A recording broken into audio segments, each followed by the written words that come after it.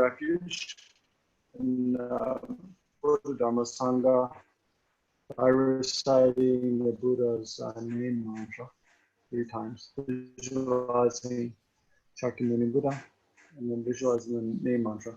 So yeah, focus your mind on object meditation for just a few moments first.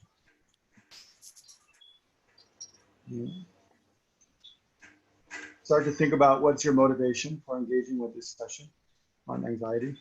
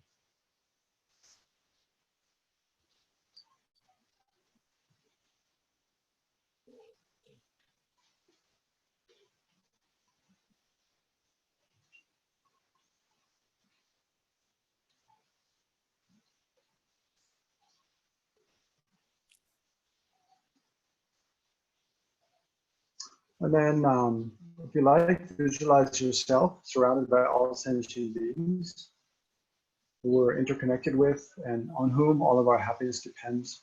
So we can begin with our mothers of this life, or our mother of this life, immediately to our left. So imagine, just visualize and imagine your mother of this life seated just to your left. Feel your connection with her. Remember her kindness to you, how much she's given you, supported you. And then also your aunts, grandmothers, and other female family and friends. Imagine all to your left and behind you.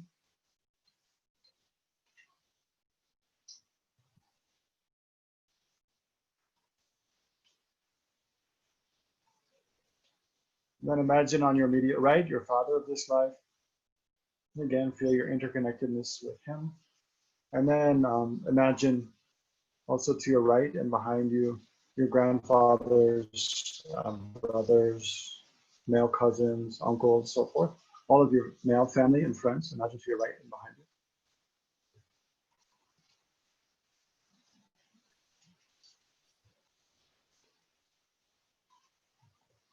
So these are all people in the category of friends or companions that support us. And then imagine the opposite, the antagonists, people whom we're most prone to become angry with, people whom we fear that they might harm us.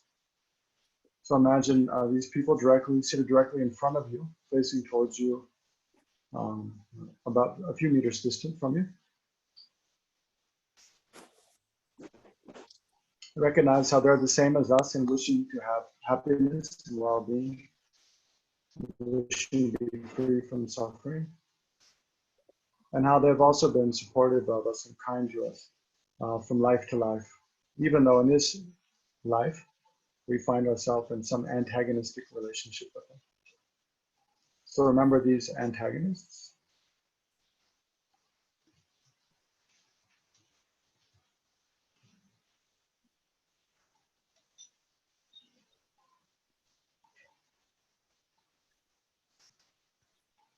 Try to generate love, loving kindness, compassion towards them as well. And then imagine all the other sentient beings who don't fit in either of these categories, a friend or antagonist. So all the other human beings, all the other animals, and then beings of the 6 realms. Imagine them all in human form, seated all around us, participating together with us in this session.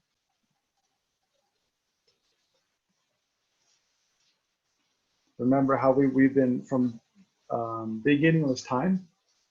We've been connected with all of these sentient beings in countless different ways. How every happiness we've had all has come about in dependence upon these countless sentient beings. And how every happiness and state of well-being we'll have in the future, up to full enlightenment, all will come about in dependence upon these sentient beings.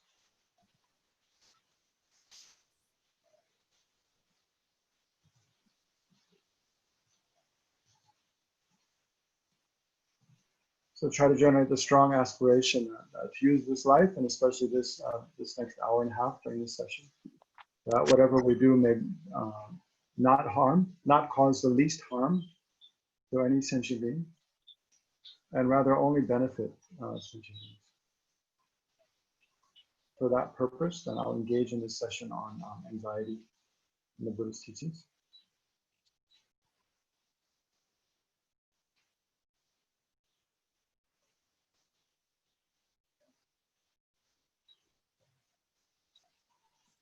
And if you're familiar with the attitude of bodhicitta, and try to generate bodhicitta, thinking that in order to free all sentient beings from suffering and bring them every happiness, up to liberation from samsara and full enlightenment, I myself must quickly become enlightened.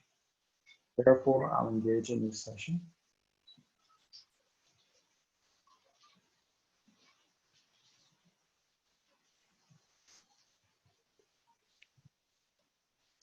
And then if you like, you can visualize Shakyamuni Buddha in the space in front of you, seated on a golden throne, embellished with jewels, supported by 8 lions, 8 powerful lions. Upon the throne is a fully open lotus blossom with 1,000 petals, representing perfect renunciation. Upon that is a sun disk, representing wisdom, and upon that a moon disk, representing compassion, the Buddhist perfection of renunciation, wisdom, and compassion. Upon these sits Shakyamuni Buddha in the aspect of a fully ordained monk. He looks upon you and at the same time upon all sentient beings with great affection. From every pore of his body, light rays radiate out throughout the universe, purifying sentient beings and blessing them all to be free from suffering and guiding them all on the path to perfect liberation, nirvana, and full enlightenment. So try to generate the mind of refuge, recognizing the dangers of falling into different sufferings of samsara, wishing to be free from those, and reflecting how the Buddha and his teachings and the spiritual community, the Sangha, have the ability to protect us from sufferings of this life, future lives, and samsara. And how they skillfully lead us to from one state, from happiness to happiness, up to full enlightenment.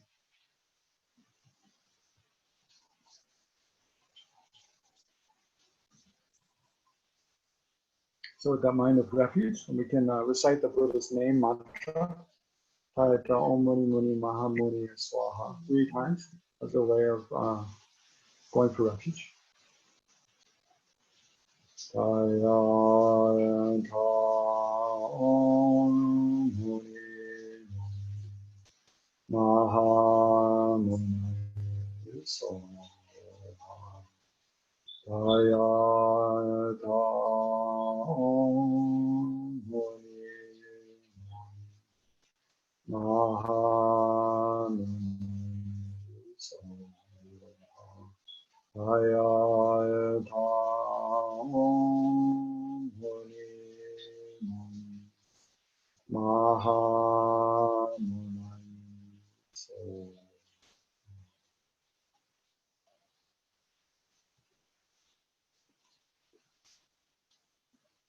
So imagine the Buddha is very pleased with your intention, and he shrinks in size to just the height of your thumb, comes to the space above the crown of your head, and abides there to guide and protect you. You can imagine an emanation of Shakyamuni Buddha also goes to abide above the crown of every other sentient being. Likewise, guiding and protecting all of that.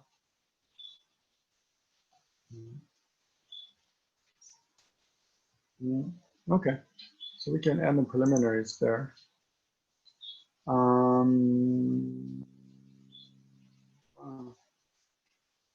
So this session, last session on anger, I had quite a detailed outline and some quotations and a big plan what to present. This session on anxiety, I don't. In Buddhism, like anxiety, anger is one of the 3 root afflictions. Anger, attachment, and ignorance. So there's a lot of, passages and a lot of advice and definitions and stuff on anger. There's a lot of material, right? But anxiety is not, anxiety is more like, well, fear is a more common, anxiety is not expressly talked about much in the Buddhist teachings. Of course, it comes up in different places, but usually under the label of fear, right? So, so I've been thinking, in preparing for this session and thinking about different things and reading different things, I've been focusing more on, how to deal with different kinds of fear, and how fear is kind of used and how it's, especially afflictive fear. I mean, fear is not always necessarily an afflictive emotion, right? There's a kind of wise fear, of something, like a realistic, knowing that, oh, if I do, A, B, and C, then it's going to cause me to experience, this, and this kind of problem in the future that I don't want. That's kind of wisdom, right? And so therefore, like a good example is, say, if you're walking, near a cliff, near the edge of a cliff, then it's kind of wise to recognize, well, if I take a few steps in the wrong direction or I slip and fall, then I'm going to get hurt, if I fall over the cliff.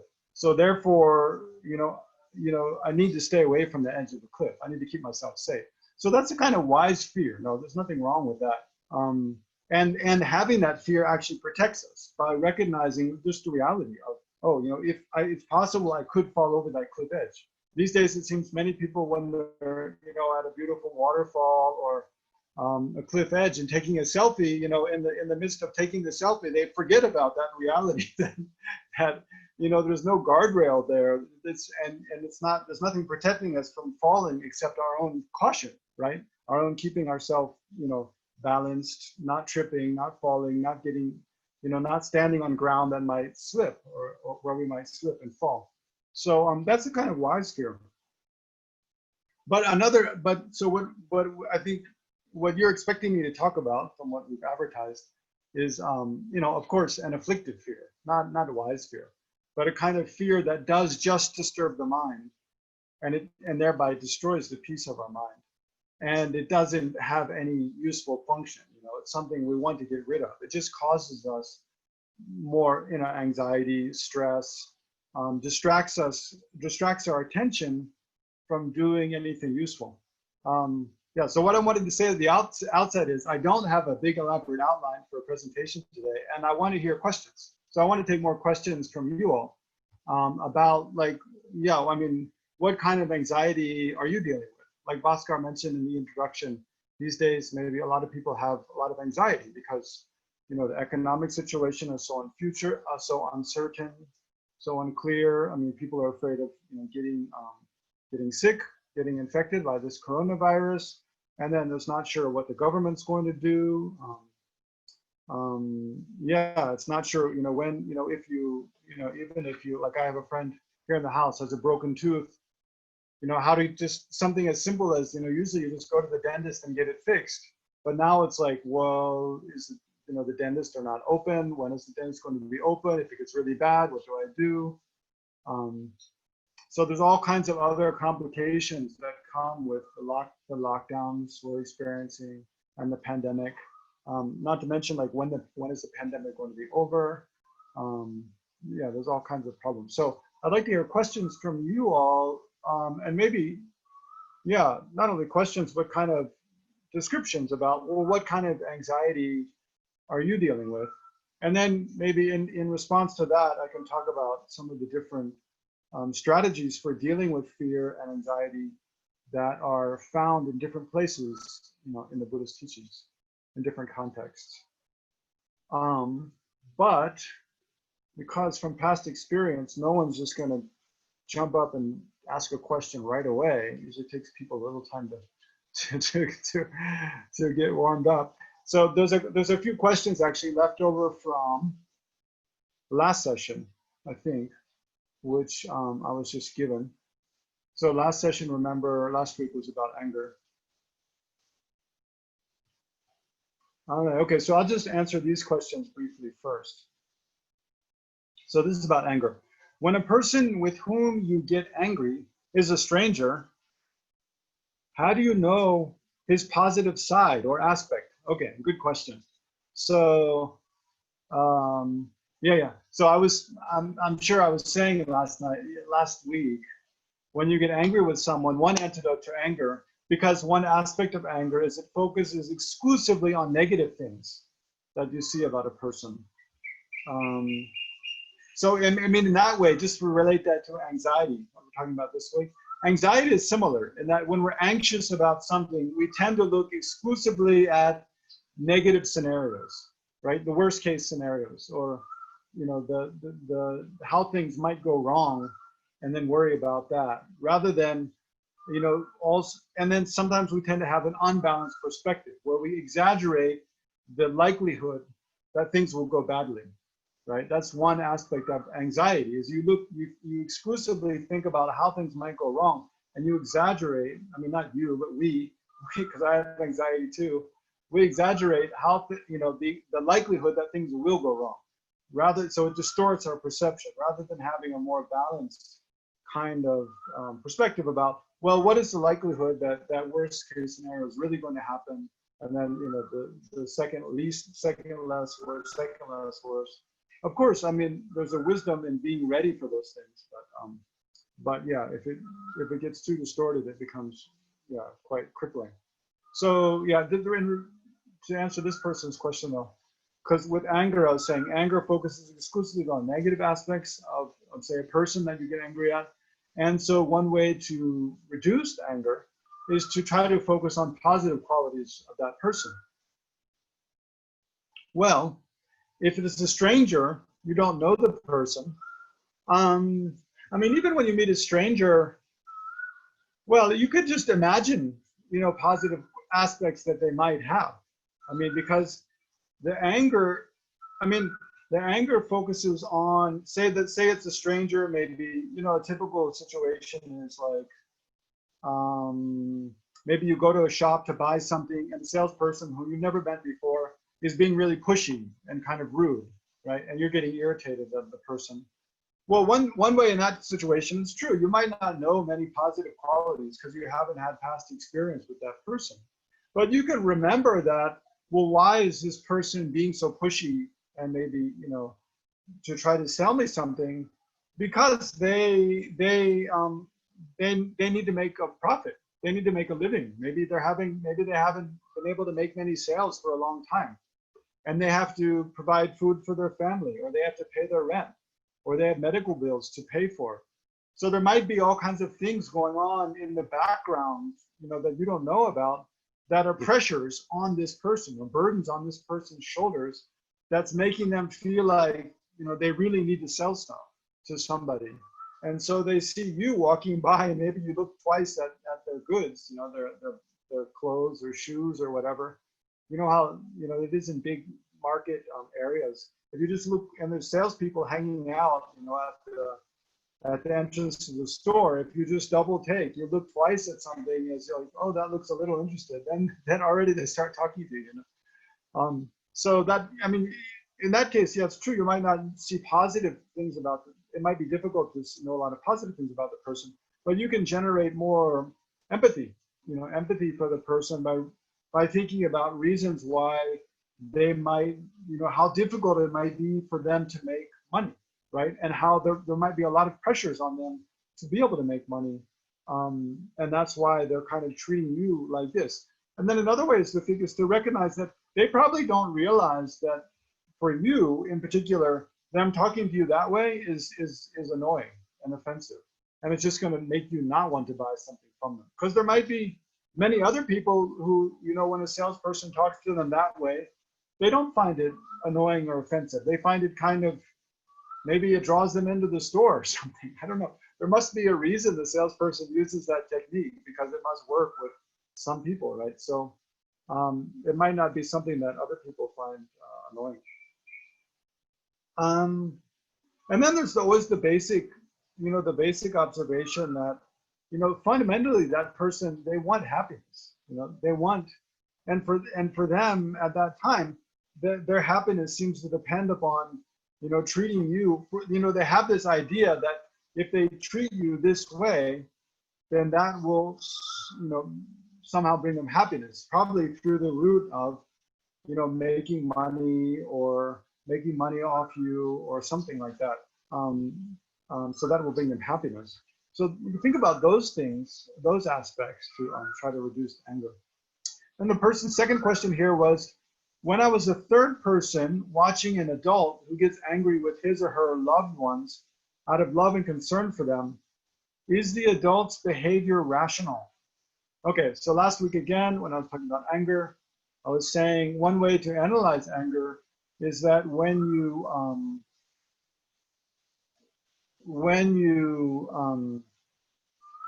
there's three ways to look at anger. One is to look at your own experience of becoming angry. Another is to look at your experience of being the object of someone else's anger, so someone else being angry at you. And the third way is to look at your experience of being a third person observer, seeing one person get angry at another person, right? So when we analyze anxiety, you can do the same, to understand what anxiety is, how your anxiety functions, how anxiety functions in general. You can look at from these three perspectives.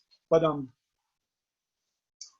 so this person's asking, so when I'm a third person observing, and I see one adult get angry at someone they love, their loved ones, maybe their children or their spouse or their parents, out of concern, and they're getting angry at the person out of concern for that person. Is that adult's behavior rational or not? Well, that's a good question. I mean, because what does rational behavior mean in that situation? Like, say, for example, to make it a little more concrete and to help try to answer the question a little more clearly, say, like the example of like a parent, they want their child to study, right? They have children that are in school, maybe middle school or high school or college or whatever, and they recognize that if the child doesn't study, then the child won't be able to go to a good school in the future. They won't be able to get a good degree. They won't have a good education, and then they won't be able to get a good job. Then they won't be able to get a good spouse, and then they'll have a difficult life, right? Because they won't have good work, and so forth. So maybe they see the child not recognizing these things and not studying, not taking their classes seriously, not taking the studies seriously, and just wasting a lot of time, maybe playing on the phone or hanging out with friends. And then they get, and they tell them again and again and again, it's important, you need to do your homework, you need to keep up with class, you need to try to get good grades, you need to study well, take your education seriously. And the child just doesn't pay attention to what the parent's saying. And then the parent gets irritated, annoyed with the child, and gets angry at the child, right? So then is that rational? Well, what would rational be in that situation? What would be rational is to do something that is going to influence the child so that they do study, right? That's the goal, right? The goal is to do something to encourage or to motivate somehow the child to get a good education, right? To take their education seriously, and from their side, from the child's side, to put in the effort that they need to get a good education. So then you have to ask the question, well, is getting angry at the child and maybe scolding them or shouting at them, is that going to bring about that effect, right? Of them taking their education more seriously? Because if it is going to bring about that effect, then maybe that would be rational. But if it's not going to bring about that effect, if rather it's going to make the child be resentful and just want to take revenge, and maybe by taking revenge, just do more. I mean, as a way of taking revenge to the parent, just do more of what they know is going to harm the parent, which is not study, right? Just ignore their advice, ignore the parent's desires for the child to study, and then just, you know, just become belligerent, kind of, right? Just totally rebel against the parent. So that's going to be the, I mean, if getting angry at the child and like shouting at them, say, you know, you have to study or else I'm going to, you know, kick you out of the house or something, if that's going to make them less likely to study, then it's not irrational. Then it's not rational, right? So, I mean, I've had parents. I haven't been a parent. I haven't had raised children of my own. So yeah, this way I'm a little short-handed trying to answer. Well, trying to answer what's the best, you know, course of action in the scenario I've laid out. But I mean, from having been a child, right, and gone to school and kind of had. I mean, generally I studied pretty well, so I didn't have this kind of conflict with my parents much. I think I studied better than my parents did when they went to school, probably. So they didn't have much ground to stand on when they saw me slacking off. But I know from experience that sometimes, you know, anger, when someone's angry at us, we don't feel like they understand us, right? We feel usually like they really don't understand what's going on with us. And because anger always has, I mean, anger has an element of wanting to harm another person, right? And the last week when I went over the definition, that's one aspect of anger, is that it's a desire to harm. So whenever we feel that someone has a desire to harm us, that their intention really isn't to benefit us, but their intention really is to harm us in some way, then we don't trust the person. I mean, it erodes our trust for the person. And we don't want to be around the person. We don't want to interact with the person. So I think in the case, you know, where a parent really get angry at the child, where they really want to do something to harm the child, I think it's difficult to argue that that behavior is going to in any way help accomplish the aim of having the child like study better or follow, you know, advice, you know, take their education more seriously, listen to the parents' advice. I don't think it will have that effect. But I mean, but you have to remember that there's a big difference between, you know, really scolding or reprimanding or, you know, allotting some punishment, some kind of consequential punishment for not studying out of anger, you know, motivated by anger, motivated by wish to, just being sick and tired of this behavior the child's exhibiting, and then wanting to like, kind of like if you're plowing a field with oxen and they're not going forward, then, you know, to make them go forward, you hurt them, right? You whip them. And by that way, make them go forward. I mean, yeah. I mean, if the motivation is really to harm the person, then I think anything you do is going to be counterproductive. But if you can if the motivation, sincerely within your own mind, the motivation is really to benefit, right? And nothing more, not to harm whatsoever. It's really out of love and concern for the person and really, you know, sincerely wanting to benefit, and you express that clearly, you know, convey that clearly, and then show your frustration. That could really benefit, you know, that could really make them take more seriously what you're saying and really have the sense that, oh, you know, I better, you know, really think about what mom or dad is saying, because I can see it's something that, you know, they're very passionate about, maybe in a very disturbed way, but that's something that is really concerning them. And maybe there is some aspect of, you know, what they're saying that I don't see clearly. You know, maybe I am really taking this whole education schooling thing for granted. So, you know, it might have a positive outcome in some situations to, you know, to scold, to be very forceful, to, in order to raise your voice or whatever. But it's important that you check your motivation. And the motivation isn't to harm, right? Isn't one of, and thereby isn't one of anger. It's really one of concern. So that could be rational. Okay. So, and then the last question here. when you are driven by a situation beyond a certain level of your patience, and you get angry with the other person, who is your loved one, say your son or daughter, is it justified?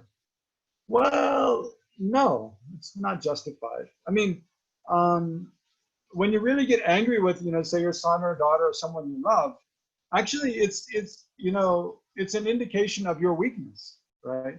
Of your having reached your limit, right?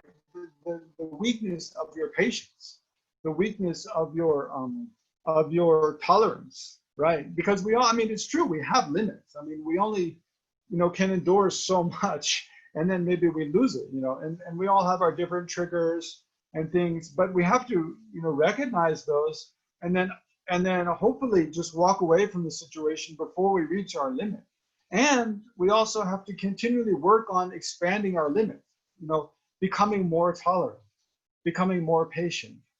I know, for like, as an example, like, I'm much more tolerant about some things than I used to be. For example, when I first came to India, then it used to really, kind of disturb me when I'm sitting on a bus and other people like crowd in, and you're just like sitting so like, arm to arm and being squeezed, or someone, is kind of half sitting on you. Those things are kind of, they're kind of irritating. Or also this thing I was talking about, when you're walking by a shop and the salesperson calls you in, a few times to come look at their goods. Because where I'm from, in the US, people don't do that. So I just, felt like that's kind of rude, and sort of a way, it's kind of a way of like infringing on your personal space. Both of those things. People standing very close to you, or you're in a line, you're in a queue, like to buy tickets at the railway station. It's a classic example. And people standing behind you, they're pushing their body like right up against the back of you, pushing you forward. So those things that they used to annoy me, but now I realize, well, it's just part of the culture here. That's just the way people, many people, that's the way they do things. And it's not any like, they have any animosity for you, or they think it's going to, they don't realize, or they think it's, it's kind of inappropriate anyway, which is, so now I've become used to those things and totally tolerant, right? So that's just an example of how, our level of tolerance can increase, our level of patience can increase. And that's something, if we see we have a problem with anger, then we need to try to increase our patience, our tolerance more and more and more, until, I mean, ideally, you imagine a Buddha, like nothing disturbs their mind. There's no situation that they could ever be in where it causes them to be, annoyed or get angry. So, I mean, thinking that our anger is justified is just kind of a way of making an excuse for our lack of patience, right?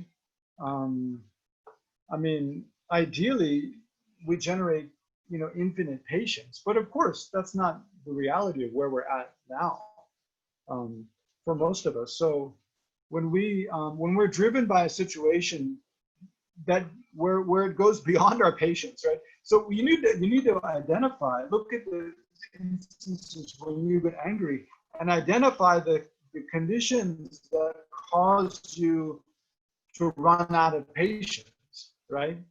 I think for all of us, it's usually when we're tired, we have less patience. When we're hungry and we're exhausted from having been working long hours, then our patience is less. When we're already irritated about something else, then we have less patience to deal with another person's kind of dramas, right? Whereas, and when we're having a bad day, sometimes we just wake up in the morning, get out of bed, and we're just in a bad mood.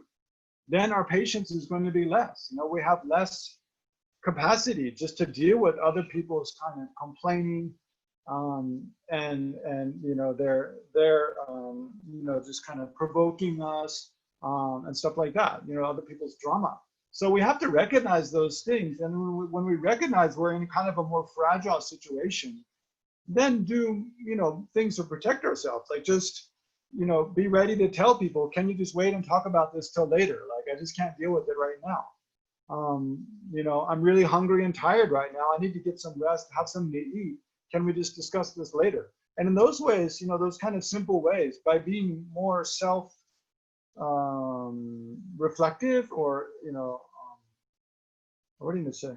By being self-reflective, then we're kind of self-aware that, okay, I'm in a bad mood now, so I better just try to avoid situations where, you know, I might get, I might lose it, you know, I might be pushed over my limit.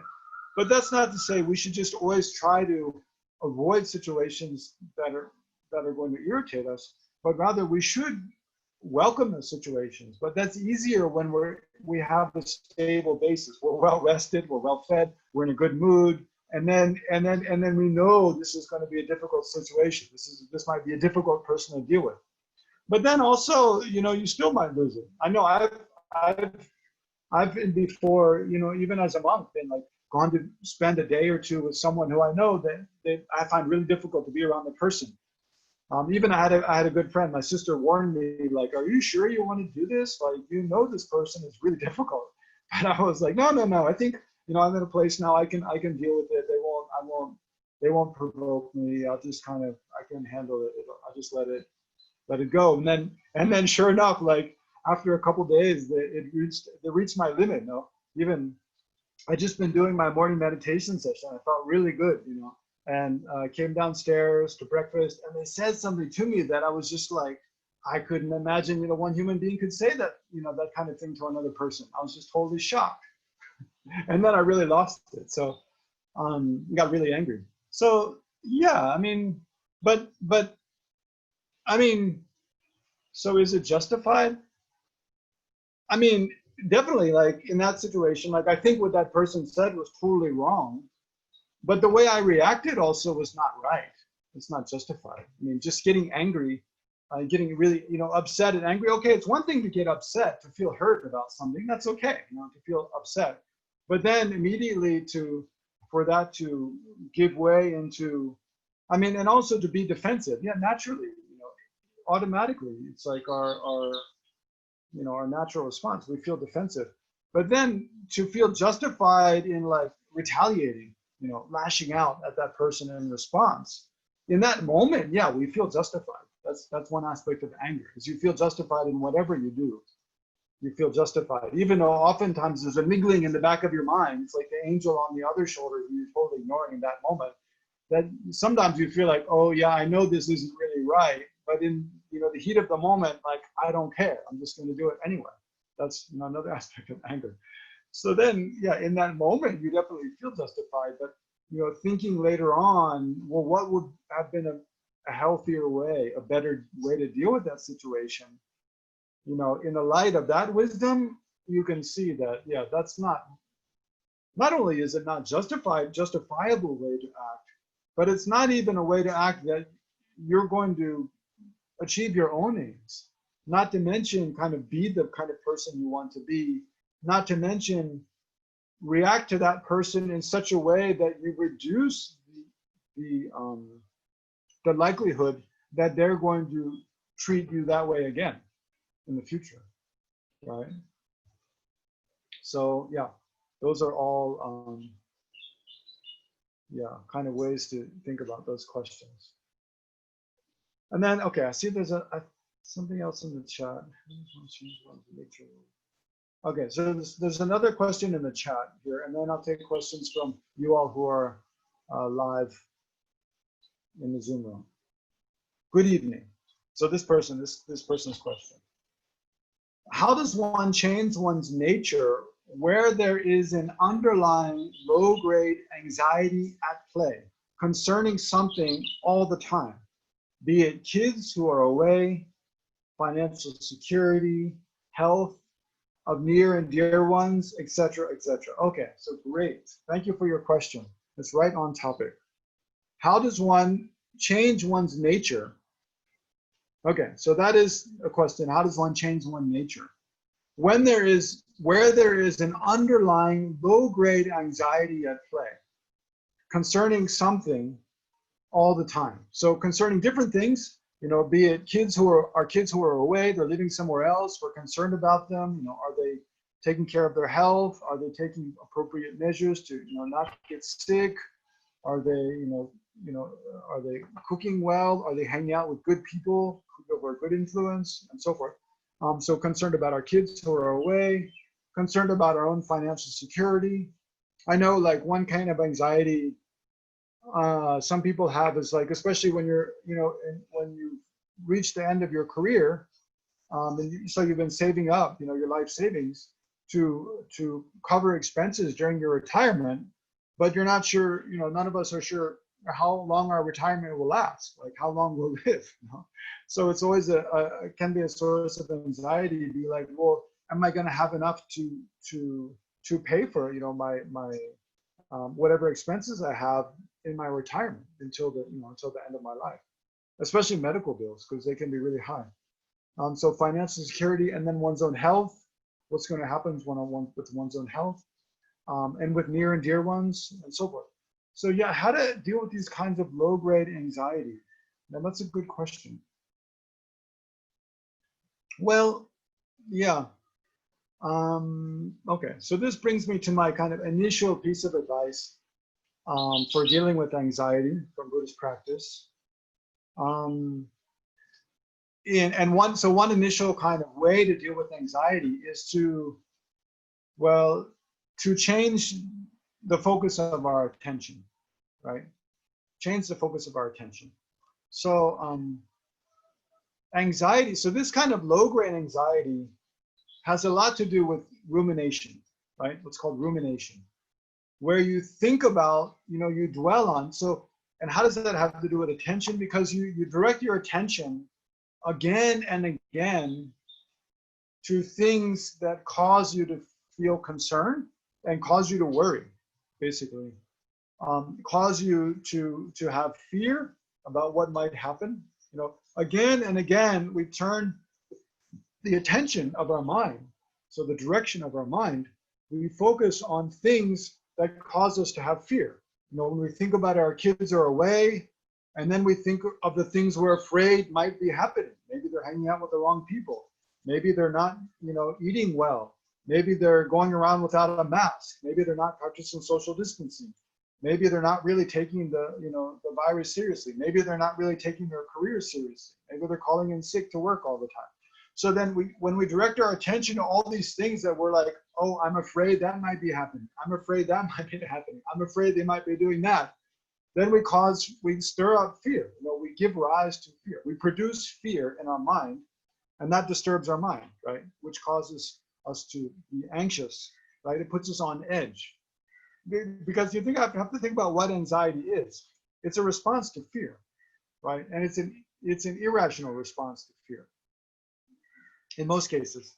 So anxiety is that it's very much related with our very primitive neural system, our neurobiology, right? So in a primitive way, when we're wired such that our brain and our neural system, neural system is wired in such a way that when we see fear, like we hear I was just reading in preparing for this course, actually, not this course, this session, I was reading from this book, and I'll hold it here.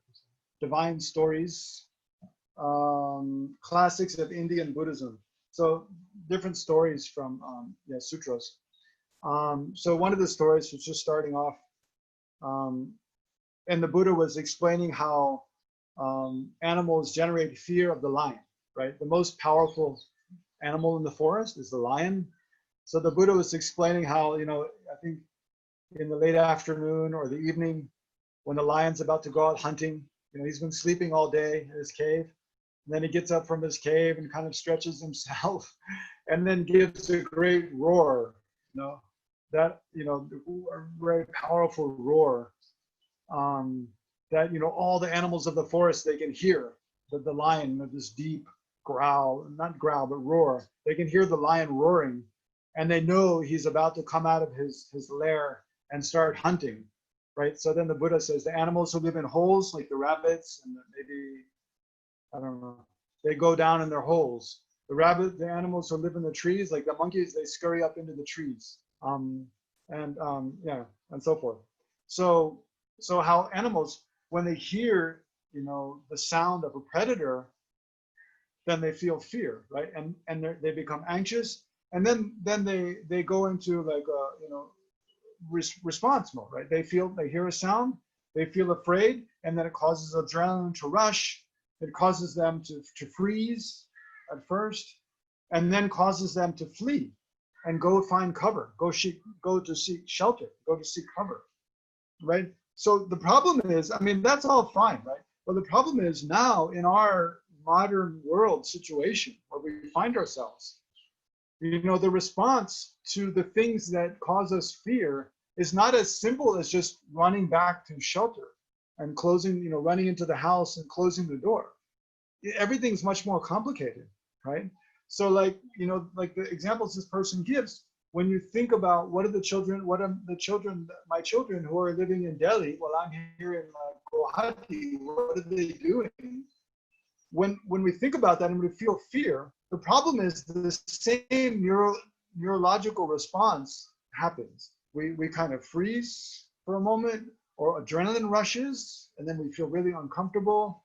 And it prepares it's the fight or flight response. It prepares our body, you know, so anxiety has to do with, partly it's a physiological response, right? Adrenaline and other, you know, neurotransmitters, other hormones, they flood through our bloodstream and they kind of cause us to tense up, cause our heart rate to go up, cause us to kind of contract our muscles to respond to, like, you know, a predator, which is what we're you know, evolutionarily wired to do. But the problem is there is no predator to respond to.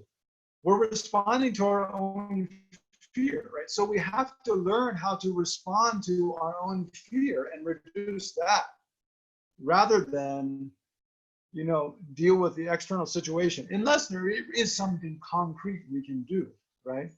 So basically, this comes back to the strategy for, this initial strategy for dealing with anxiety, this underlying anxiety, is to see how anxiety is produced by fear. In this case, in most of our cases, immediately present in our environment, like a lion or a snake or something, which we can easily, you know, respond to in an appropriate way. You know? Rather, the fears that we deal with in our modern, you know, circumstances are, you know, in our mind. Not that they're just in our mind, but that when we think about things, you know, something's happening with my children, what's happening with my relatives, and when we think about the future, what's going to happen with my health, what's going to happen with my financial situation. So those kind of fears. So we have to see how just thinking about those things again and again and again, it causes us to again and again react with fear. Then it causes, you know, our heart rate to go up, causes our muscles to clench, you know, causes anxiety and, you know, causes stress. It eliminates our ability to relax and just enjoy, right? Eliminates our ability to enjoy, which helps us relax, right? So enjoying things helps us to relax. Being relaxed, we can enjoy things, right? So whereas the opposite of that is that when we think about things which cause us, that we're worried about, worry, you know, causes us to be afraid, causes us to not enjoy things. When we're not enjoying things, probably we're more prone to worry and fear. So there's two kind of feedback loops. One is, you know, leads us to be more stressed and uptight. The other helps us to enjoy, be more relaxed. So, so the initial strategy to deal with anxiety is to see how it comes from it comes back to our attention. How do we direct our attention? And how do we use our attention? If we direct our attention again and again and again to things that cause fear, remember there's a wise fear, right? That if we're standing next to a cliff, you know, if we're walking along a cliff, it's wise to be, you know, cognizant that if I step too far in the wrong direction, if I misstep, if I step on a piece of loose earth, I could fall. And so we stay a little farther away from the cliff. So in that case, there's a fear of something that might happen, and then we respond to it by reducing the fear, by putting ourselves in such a situation that we have it's less likely that bad thing will happen. Right? It's less likely we'll fall over the cliff. And thereby, if we walk maybe 2 meters away from the cliff edge, 2 more meters away from the cliff edge, then we can relax and enjoy the walk.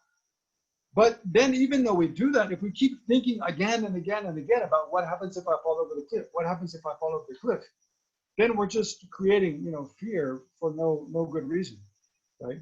and it's just causing us to be more stressed, more anxious.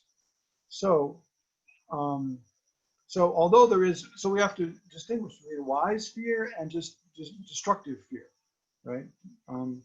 So a healthy way to, deal with the worry about what's happening with my children or a financial situation or health is to recognize, okay, what am I concerned about there is happening? What am I concerned about might happen in the future? Is there something I can do in a concrete way to reduce that, the possibility of that happening now, right? So react in a constructive way.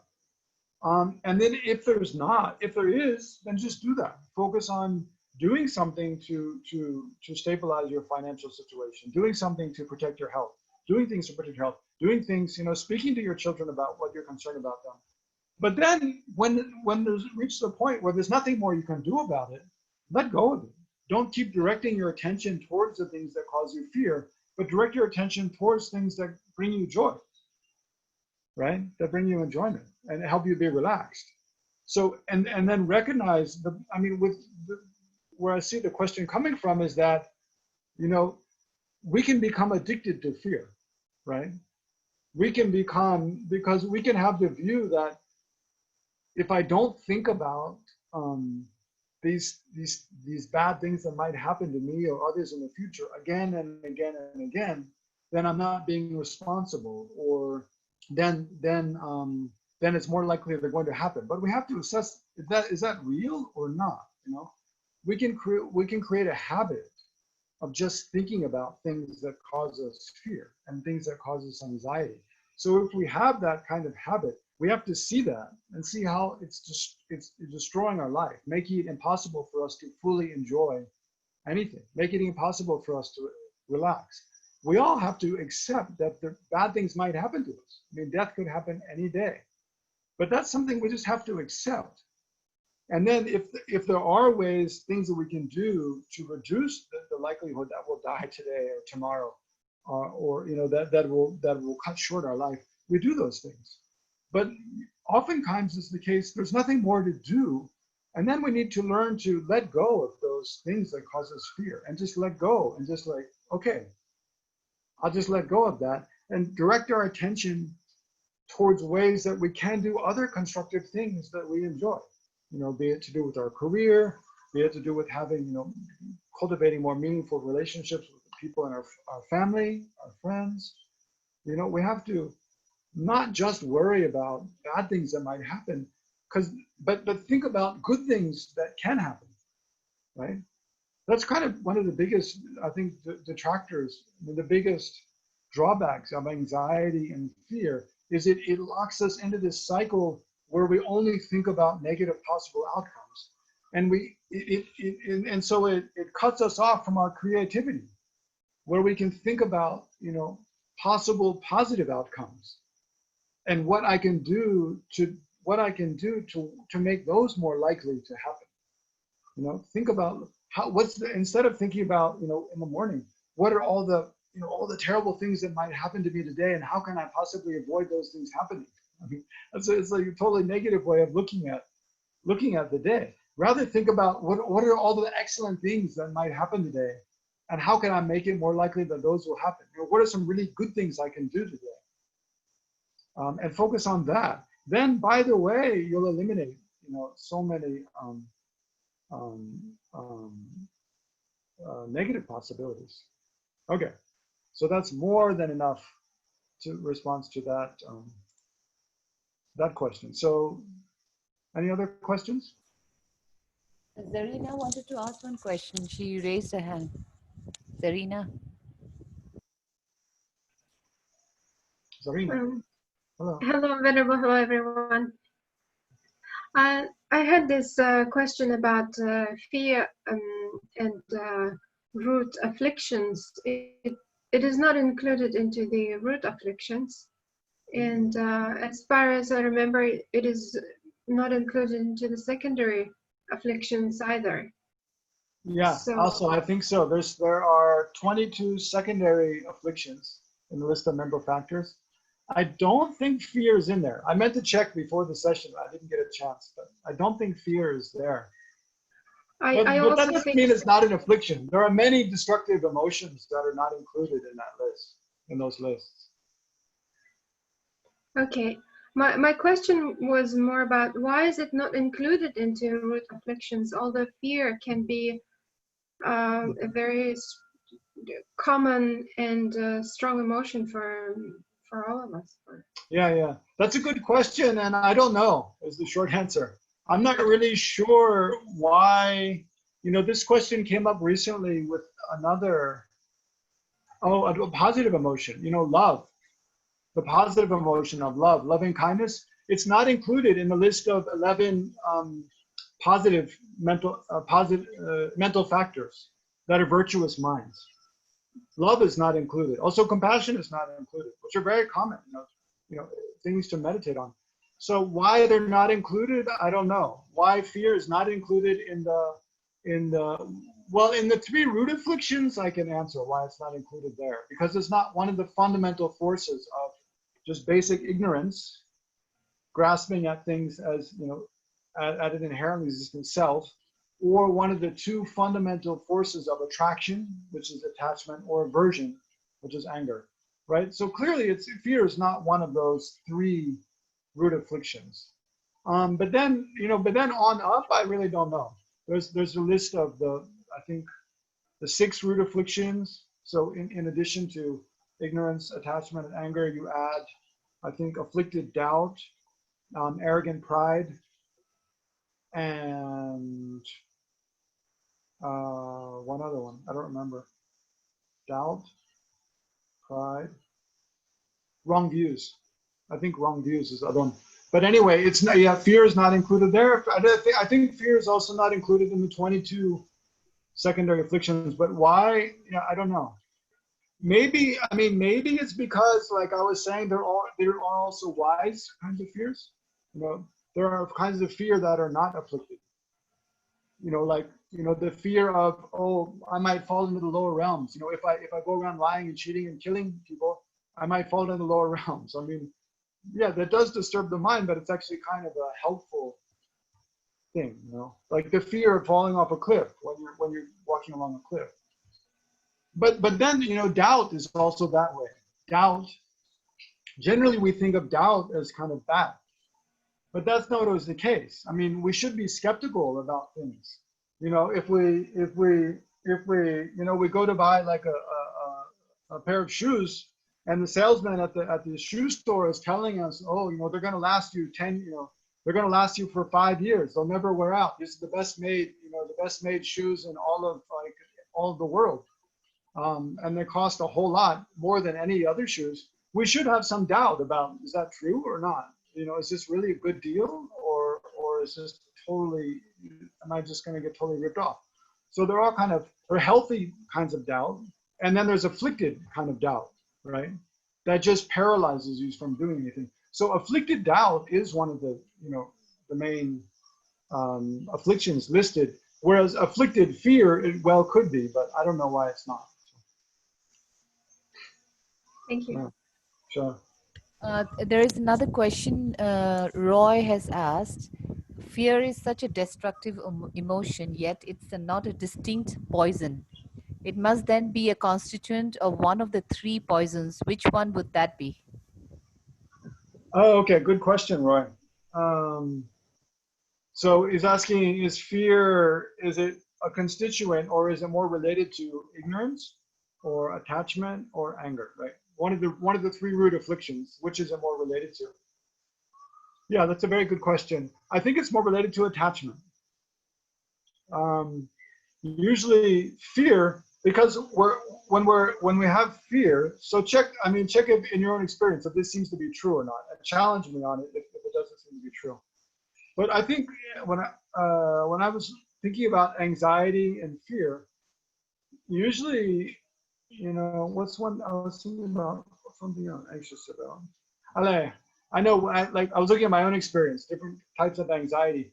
One of the ones very clear for me is when I go to the dentist to get my teeth cleaned, and they're like scaling your teeth, and at some point they're going to hit like a part that it really hurts. Right? It's just inevitable. Like right at the beginning, it might not hurt, but you know, like for me, I have my gums are receding, right? So I have this kind of sensitive place just on the tooth, just next to the gum, where it's like, it really hurts when they scale it there. So, you know, you're lying on the dentist's chair, and my body already is like tensing up as soon as the dentist like sits down and starts turning on that scaler machine, right? And put it in the mouth. And then, but I was thinking about, okay, why, but what causes me to be afraid? Well, because I'm anticipating the pain that I don't want, right?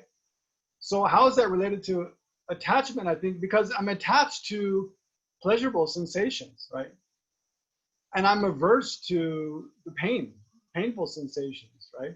So if I really didn't have any attachment to physical sensations, one way or the other, you know, I'm not, because we can be attached both to having pleasant things, and we can also be attached to not having unpleasant things happen to us, right?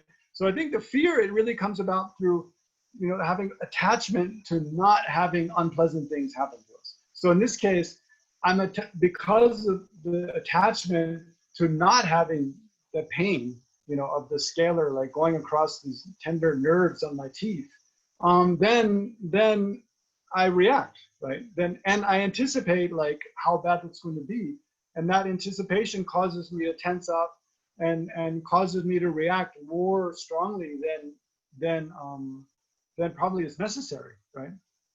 Whereas, so I think, you know, one way to deal with that, like just like one way to reduce our attachment is to practice contentment, right? Where we're just content with the way things are, and whatever happens, we think, okay, like having total acceptance. Whatever happens, it's okay. Whether it's pleasant or whether it's unpleasant, that's all, you know, in the nature of samsara. That's all in the nature of human experience. Those are, you know, they're like, you know, like think about death. I mean, for many of us, for many people, death is one of the ultimate causes of fear and anxiety. You know, mostly if we're, you know, everything's going well, we're healthy, and, you know, we don't, you know, we're in a good situation, then we don't think about death much. But like, if we get very sick, you know, say we get cancer, or, you know, the neighbors all have the coronavirus, and I was just spending time with them last week, or something, or, you know, a close friend just suddenly is like jogging and has a heart attack and dies or something, then we think about death like more. So if we haven't thought about death and much, then there's a big potential that will cause us a lot of anxiety and fear. So the way to deal with that, I mean, the Buddhist scriptures described, is to accept the fact of death. You know, accept the fact that eventually we're going to die, and rather than just dwell on all of our fears around it and all of our attachment to death not happening. I mean, we can be attached to death not happening, right? That's what causes us to be averse to it. That's what causes us to have a lot of fear and anxiety about it, because we don't want it to happen. We're attached to it not happening. So, so rather than just being caught up in our attachment to that not happening, which is totally unrealistic, because, you know, eventually it's going to happen. The way to deal with that is to learn to come to terms with death by recognizing that, one, it's inevitable, and being content with that, being okay with that. And two, by turning our attention to be like, okay, well, when death does happen, what can I do to make it less traumatic, right?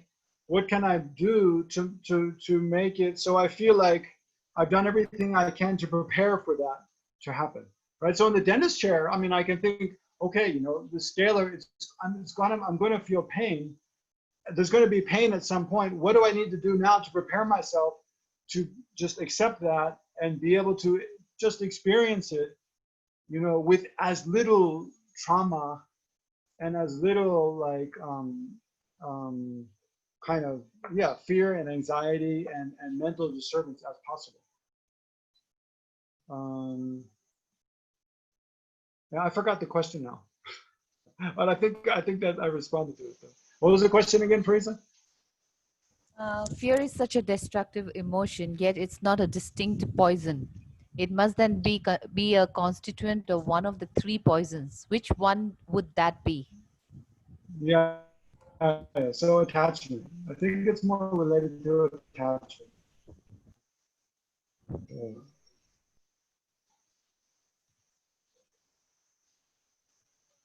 I mean, another word about that, because anger, the other option is anger, right? I mean, they both arise from ignorance. But anger actually, well, I guess I can say it has, I don't know, I feel like I shouldn't say, because Buddhist teachers never say this, but there's some positive qualities to anger, probably. I'll say. So I think I've heard Matthew Ricard say that before, so I'm not alone. But you don't see it talked about in scriptures, but you know, anger is fundamentally destructive and negative emotion. But some things that are positive aspects of anger, you could say, are it gives us a lot of energy. You know, when we become angry, all of a sudden we become very powerful. Physically, mentally, we feel very strong. It draws like on a lot of like energy resources that we have within us, and it kind of taps into those in a very effective way. That, you know, the moment we're really you know, in a rage, we feel like physically you feel very strong, mentally you feel very strong. That's kind of, I mean, if you can use that strength, that same strength in a positive way, that can be very positive, you know. And then another thing about anger is actually, I think it reduces fear.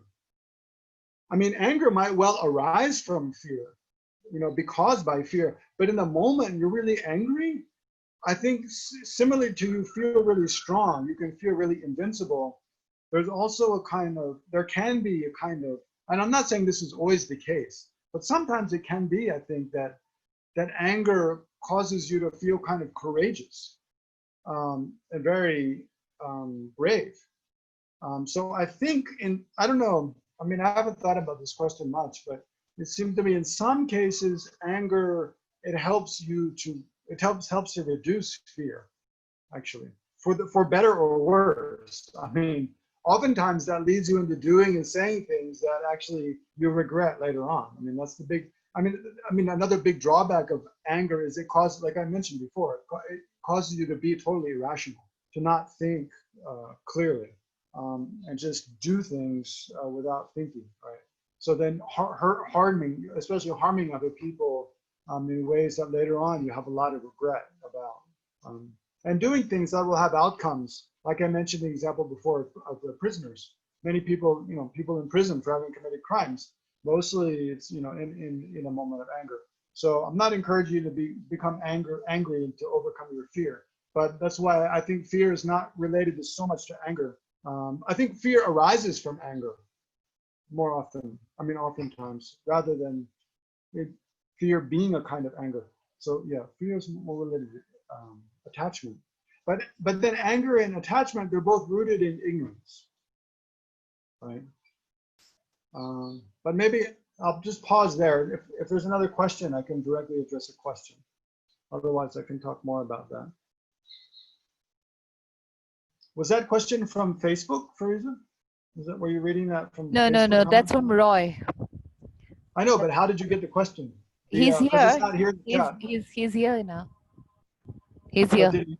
oh, in your room. Here in Zoom. Really? But how did he give you the question if not through the chat? Privately. Okay. All right. Anyone else? Who's here? Who else is here in the Zoom room? Do you have any questions? Joyaji raised Aaron, Shubangi. So there are three questions. Yeah. So Joyaji, go ahead. Aaron and Shubangi, please wait. Joyaji, you're in Delhi, aren't you?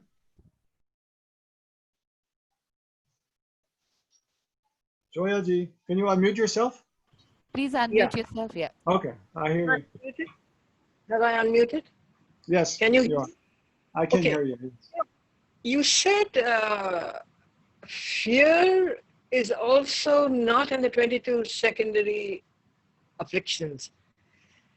You know, I'm thinking of a time when India was much more wild in those times when these books were being written, say Vasubandhu, you know, Abhidharma Kosha and others.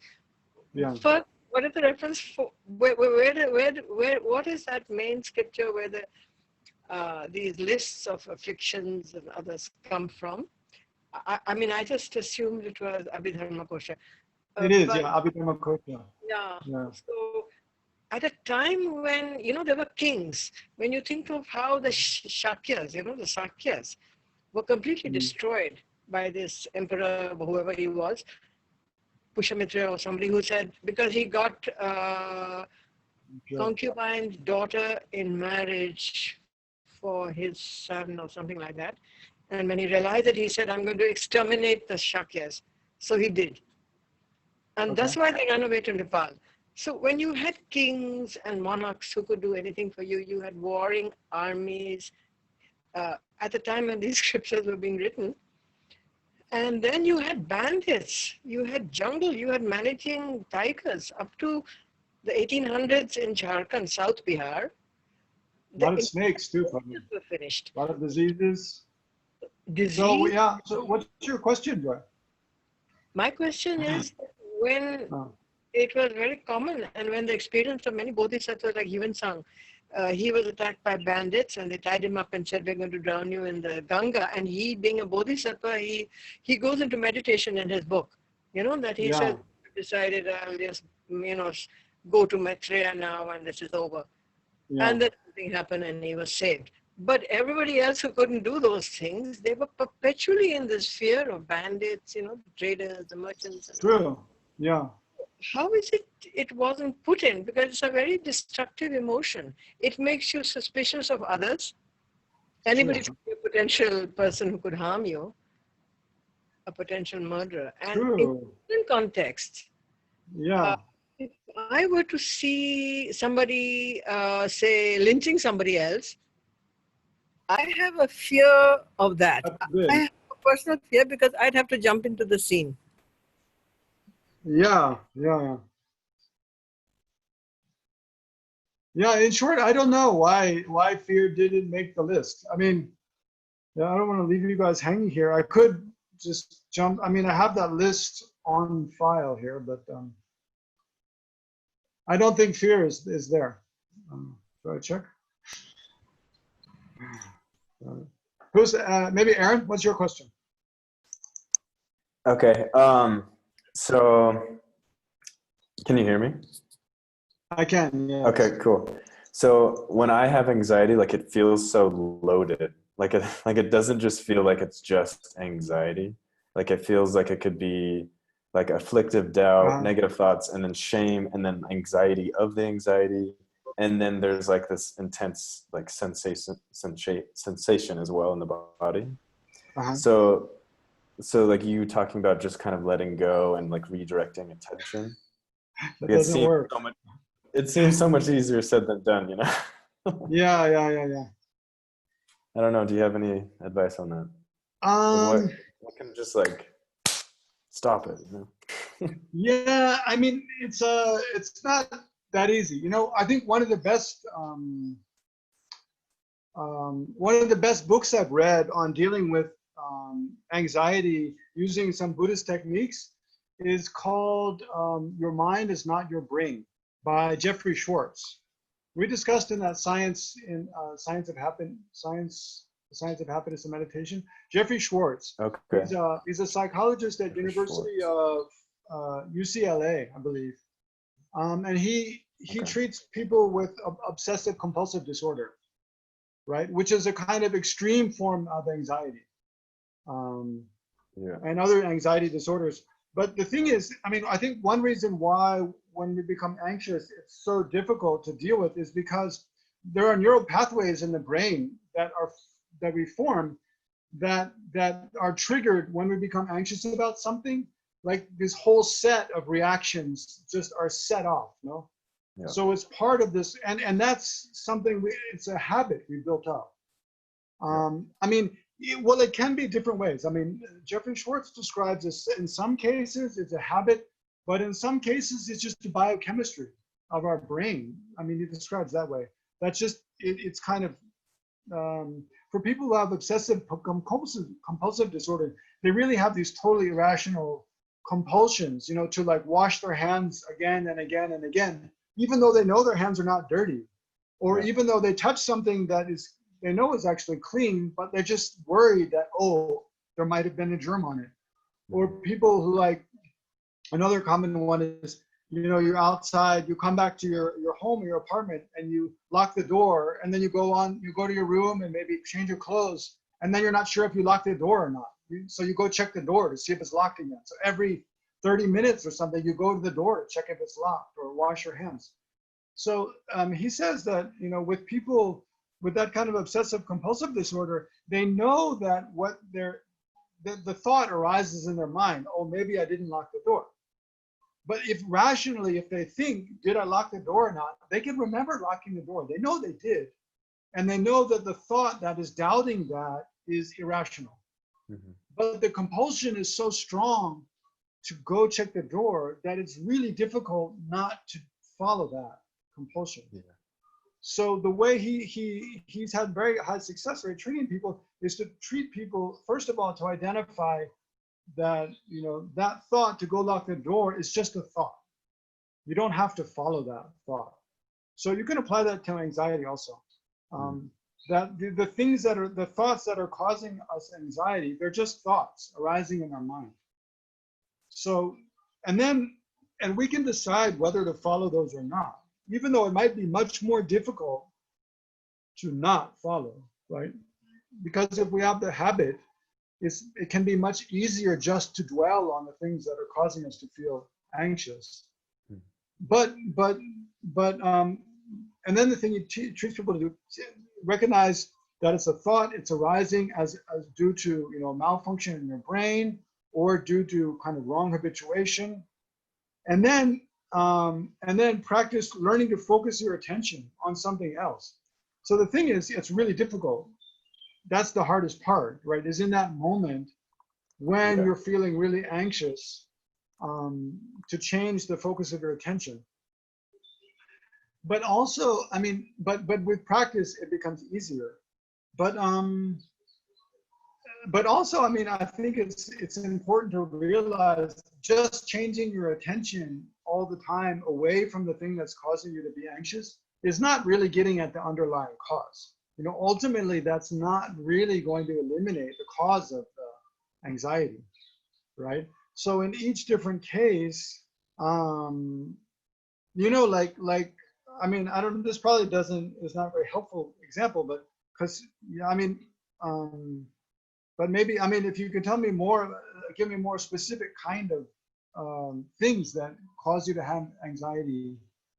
I mean, maybe I could give more specific advice, but, you know, my little example of being in the dental chair, you know, of course, just focusing my attention on something else, that can reduce the kind of fear of the pain that's coming. But I mean, and that can help quite a lot. But it depends how strong your attention is. If you can really fully focus your attention on something else, then you could be like almost unaware of what's happening with your teeth. But my attention is totally not like that, right? So, so for me, I find it more helpful to focus on the kind of the attachment to not wanting that sensation of pain, and then being ready for like, well, when that sensation comes, how am I going to, just to be calm, right? But I don't know, what are some more specific things about the kind of anxiety you're talking about? Yeah, kind of like social anxiety seems to be like the main thing. But I also related to the other person's question, like there's kind of like this underlying lightweight anxiety, but I think the main thing is social anxiety. Like even just before asking this question, like so much anxiety came up, you know? Yeah. But then I just went for it. I have that in groups, asking a question in a big audience. Yeah. I mean, here's quite a small audience, and they're very nice people. Hello, nice people. Yeah, but asking a question in a big audience, like I know in the monastery, I used to have a line. We have to get up and debate in front of other people. Like we usually in the evenings. Now during the pandemic, no, but I'm running out of time here. But in our usual debate environment, we sit in groups of like 20 monks each evening. I mean, now I've been here like 16 years, so it's not, and I know, I mean, everybody, all my classmates. But at first, when I was new, you know, you're in this group of 20 people, you don't really know the other people. And I'm speaking in the second language, in Tibetan. And then you get up in front of them and debate. I used to really get anxious about doing that, even before I stand up, not to mention then you're standing up trying to like talk and debate. But I think, I mean, I find it's helpful just to think like, I don't care what they think. It doesn't matter. I mean, whatever they think, whether that some are going to think something good and some are going to think something bad, you can't help that. I mean, no, how whatever you do, whatever you do, it actually, I mean, yeah, you could really mess up. But even then, some people are going to think, oh, that's so cute, or that's, oh, the poor guy. They're going to be really empathetic, and they're not going to think something bad. So then what is, I mean, there's no problem with that. Some people might think, oh, what a fool, what an idiot. But then, so what? then what? No.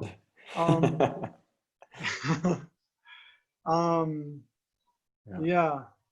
I mean, I asked my main teacher, Lama Lundra, what to do about that one time. And he said, just stand up and tell everybody, like, look, I'm scared, I'm anxious, look at me, I'm really anxious. Like, and then it just kind of like make a fool of yourself. Like, then it kind of, it can help. But I think that does help. I mean, thinking about, okay, other people are going to think something about me, but what does that matter in the long run, in the end? I mean, there are some situations where it could matter, but whatever we do, even we feel like we in front of other people we say something really impressive or really intelligent, or we're really kind of we feel like we're at our best. Still, someone's going to think we're a fool, and still someone's not going to like, perhaps. That's a good point. Yeah. So I think, I mean, I find it helpful just to let go of those things, but I mean, and that is one of the kind of fearlessnesses that is a quality of the Buddha, right? There's different qualities that a Buddha has. There's four fearlessnesses, I guess, that a Buddha has. They're mostly related to speaking in front of other people, right? Because if a person is fearful of speaking in front of other people, then it inhibits even if they have something really useful to say, and really that could be really helpful to those people, that fear inhibits them, right, from doing that. So there's a kind of fearlessness where the Buddha has, I mean, I don't remember all four distinctly, but I know they're all related to speaking in front of other people, where one,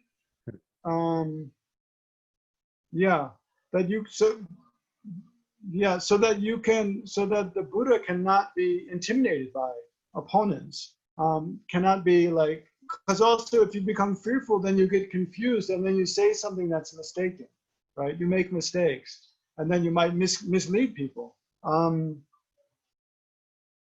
That's why the Buddha's speech is compared to a lion's roar, because in the forest, the lion is not afraid, right? Because they have no predators. The lion, they only die of old age. They don't die of being killed. I mean, maybe once in a while one gets stomped on by an elephant or something, but usually they just die of old age. Especially the kind of the king of the lions, right? So the Buddha is compared to a lion. The speech is compared to the roar of a lion because they can speak eloquently in the midst of others, and actually because they destroy the wrong views. With people who have wrong views, actually, I was just reading in one of the stories in this book, the Buddha was saying that why was he giving that analogy of a lion? Because he was saying that when the Buddhas come to a world system and they teach that all compounded phenomena are impermanent and form is impermanent. So therefore, everyone who has a body, eventually that body will disintegrate and die. That causes fear to arise in the minds of the devas of the desire realm, and maybe the form and formless realms as well. But there's these deities, abiding in the desire realm and maybe the form and formless realms, who they have the idea that their lives are permanent, that their lives will last forever. Ooh, sorry, my battery warning just came on. I haven't had my computer plugged in the whole time, but I have power, so don't worry. And our time is almost up. So that when the Buddhists teach that all forms are all impermanent, now physical bodies are all impermanent, eventually they'll disintegrate and die, that it causes fear to arise in the minds of these deities who are, are abiding in this kind of, paradise, heaven, paradise like heaven, that they think that their lives will last forever. And they hear the Buddha teach this and they get fear, realizing that, oh, it's true what he says. And eventually we're going to die away from this situation. And then what's going to happen to us? So again, that's probably a kind of healthy fear. Yeah. But in social situations, I mean, again, like it's another, I mean, compassion, I think, is always the best attitude. I mean, in many, many situations, compassion, just having compassion for people is the best attitude. So how does compassion work to reduce anxiety and fear in a social setting? Because our anxiety and fear comes because we're focused on what do people think about me? We're focused on I, right? Compassion changes our emphasis. We think more about other people. Well, how are those people doing? I don't care about what people think about me. How are they? Instead of thinking about what people think about me, that causes us to have fear. Think about, well, how are these other people? Are they okay? Is there anything I can do to help them? Are there any questions I might ask that, that they might feel like, I'm paying attention to them, or something they might like to talk about? Or are they suffering in any way? Is there anything they might need? Or so change the focus of your attention to others, and that will that will help reduce the anxiety. And not only focus on others, but don't focus on others in a way where you're comparing, well, what are they wearing? What are they saying? What are they doing? Don't compare yourself with others. Focus on them with compassion, to just really care about them. They're like me, they want happiness. They're like me, they have problems, they have suffering. What can I do? How can I use this time of being with them to reduce their suffering? So even, I imagine if you're in a big audience and you have a chance to stand up and talk, if you really generate, instead of thinking about what do those people think about me, or how am I going to present myself compared to them, we're in competition, just think about, well, okay, I'm going to try to ask a question, I'm going to try to say something. I don't know if it'll go well, but I hope it will benefit people somehow. If you focus on a kind of positive motivation like that, then it can be a good anchor to keep yourself calm and keep the mind focused in a positive way. And then even if it's a total disaster and you feel like everybody thinks you're just a fool and idiot, at least inside that, well, my motivation was good. I was trying to do the best that I can, and that's the best I can do. What else, And because the thing is, if we're afraid and we don't act, we don't do anything, then we're really, it's not fair to others in a way. When there's an opportunity that we maybe could do something to help someone else, because of our own fear, we don't do it, right? And then it's kind of like, if everybody's like that, then nothing, changes. Nothing, nobody helps each other, basically. So I think Farisa posted up the 4 fearlessnesses here. Yeah, you're welcome. I'll just read them out quickly, and then we should dedicate. The fearlessness in proclaiming, let's see, make sure it's right first. Yeah, it's right. Okay, I think so. Fearlessness in proclaiming your realization, your quality of cessation of mental defilements. Yeah. So the fearlessness in proclaiming your quality of having ceased all the mental defilements. So these are the Buddha's 4 fearlessnesses that they perfect. So they're not afraid to proclaim that they have abandoned all mental afflictions, because it's true, they have. And then the fearlessness in proclaiming your quality of realization. So they have no fear in proclaiming what they have realized, that they have achieved omniscience or perfection of generosity and so forth. Again, because it's true. The fearlessness in proclaiming the remedies of the mental defilements. So explaining what are the antidotes and the remedies to the mental defilements. They have no fear in proclaiming those because they've seen that for themselves in their own experience. They know it to be true. And then finally, the fearlessness in proclaiming what the mental defilements are, which need to be abandoned, right? So they have fearlessness in explaining what are the mental defilements to be abandoned, right?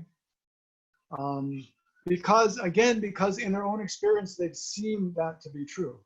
So, I mean, maybe this is one last helpful piece of advice for overcoming fear and anxiety, is to focus on what we know to be true. Focus on that rather than on what we imagine might be wrong. So maybe in a social context, in a social setting, focus on just, being honest, right? Saying, presenting, not being worried what others think about us, but also in the way, what we say, what we do, not being pretentious at all, just focusing on, expressing things about what we actually know about, our own experience, what we are confident in knowing. And also our questions. I don't know. So, I don't know. I hope something there was helpful to all of you. Yeah, if there are any more questions, that follow. So, I don't know, for homework, how to meditate on anxiety. Yeah, one should practice shifting your attention. Try to focus your attention on more positive things, being, what can I do to bring about positive outcomes rather than worrying about negative outcomes. Trying to practice acceptance, accepting that there are certain, potential that, death will happen today, that we'll get sick, that things will go really bad. And then, so imagine, well, what can I do now to prepare to deal with that situation? And then practice compassion for others, recognizing that other people have these same difficulties that I have. What can I do to help them? And then, I mean, emptiness helps also, but I didn't get to emptiness. Maybe we can talk about later. But when you feel anxious and feel fear, anxiety arising, looking for the I. At that time, the object of negation, the inherent resistant person, appears very clearly. So then look for, well, who is it that feels fear? Who is it feels anxiety? Is it in the body? Is it in the mind? No. Where is it? It's merely imputed by my mind. It's like a dream. It's like an illusion, right? So that can help a lot. Okay, so I'll just dedicate, so think of all the merit we've created together. Rejoice, think how excellent it is. How wonderful. And think of all the merit created by so many other sentient beings. Especially all those benefiting one another. And now in the pandemic, all the healthcare workers, all the frontline workers, people doing cleaning, rescue services. And then recently in the floods, during the floods in Assam, and now people working on recovery efforts, saving people from floods, helping people return to their homes, clean up their homes, restore their livelihoods. People rescuing, saving, treating animals. So we rejoice in all the good things people do to help to benefit one another, and then we rejoice in all the enlightened activities of our holy gurus, His Holiness the Dalai Lama, Lama Zopa Rinpoche, and all the lineage gurus from beginning with Shakyamuni Buddha, and before even down to now.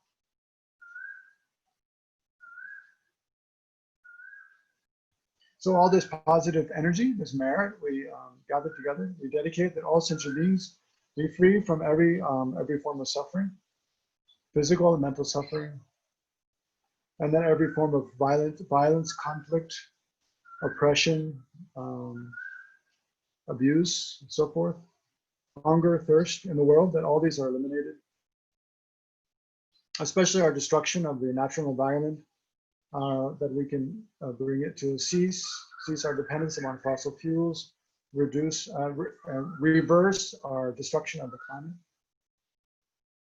and rather preserve the natural environments on Earth for in ways that will be the most beneficial and supportive to the flourishing of all life forms, especially humans. And then may all causes for every form of mental and physical well-being for ourselves and others quickly come about. Especially may the Buddha Dharma flourish.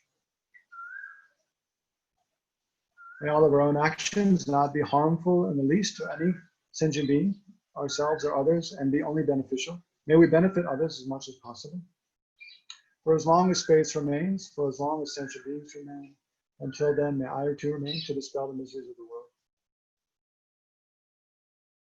And may all our gurus again have long and stable lives, and all their holy wishes be perfectly fulfilled. And may Ngari Gatsaling, this Dharma Center in Guwahati and Assam, may it continue to flourish long into the future, offering many Dharma events and courses and services in the service of sentient beings and the service of the Buddha Dharma for many years into the future. May it continue to flourish and receive all the means of support it needs, for volunteers, financial support, and so forth. Okay, thank you all, and I hope to see you again next week. Thank you, Legtsok. Any last words, Bhaskar? No, a big thank you to you on behalf of everyone, and hope to see everyone next week, where we are going to talk about patience. Patience, yes. Yeah, please teach us to be as patient as you next time. I don't know. I'm very patient. Thank you. Okay. Have a nice evening. Legtsok, have a nice evening, everyone. Thank you. Bye-bye, everyone. Bye. Yeah. Thank you, Legtsok. Welcome. Thank you. See you.